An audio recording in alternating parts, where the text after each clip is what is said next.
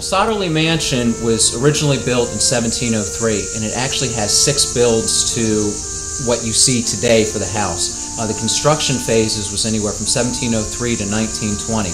Now, the original part of the mansion starts somewhere in this area and spans all the way down until about the middle here of the second and third window from what's now the middle door. Keep in mind that the original part only had 2 rooms to it. Now we have a house with multiple rooms to it. Now we're going to get into the second build for Sotterley Mansion. Now keep in mind that the first phase was built 1703. Now here you can see the second part that was built somewhere in the early 1700s. Now what's amazing about this part is it actually has a brick cellar basement, which was very unusual for the time.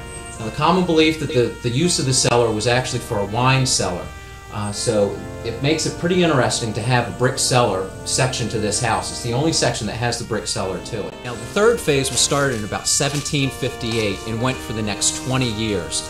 Now probably one of the most comprehensive parts, or one of the most notable parts to the third phase, was the drawing room addition that extends here to the right on the back side. Also what happened was they raised the roof so that the loft area was usable for bedroom areas at that point.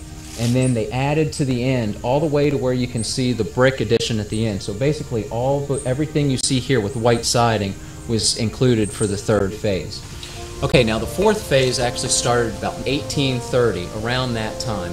And what actually happened was they decided to make what we consider the back end of the house now. That's when they originally decided to start making it the back end of the house. What they did is they added a 2-story kitchen that actually has a brick foundation that's underground to this day, that runs out to about this area right here. Now the brick kitchen to the back here was kept until about 1915, when they decided to make this the front of the house again, so the kitchen was removed, this to not have it to the front of the house. Okay, now the fifth and sixth phase actually took place starting at 1915, and what they did, as I had said before, is they removed the kitchen that was added here previously. They added 2 dormer windows up top, and then since they had removed their kitchen, they added a kitchen to the side here, where you can currently see the 2-story brick kitchen addition that's on the end of the house now. Now sometime after 1915, all the exterior brick that you see on the mansion was added. Now in order to do that, they had to remove the cellar doors that were actually right about in here. Now since they removed the cellar doors, they had to add a door, of course, so they added this door here that you can see. Now there was a spiral staircase that ran back in this area here off of the front room. They had to remove that stairway, add this doorway down to the cellar door, or down to the cellar area.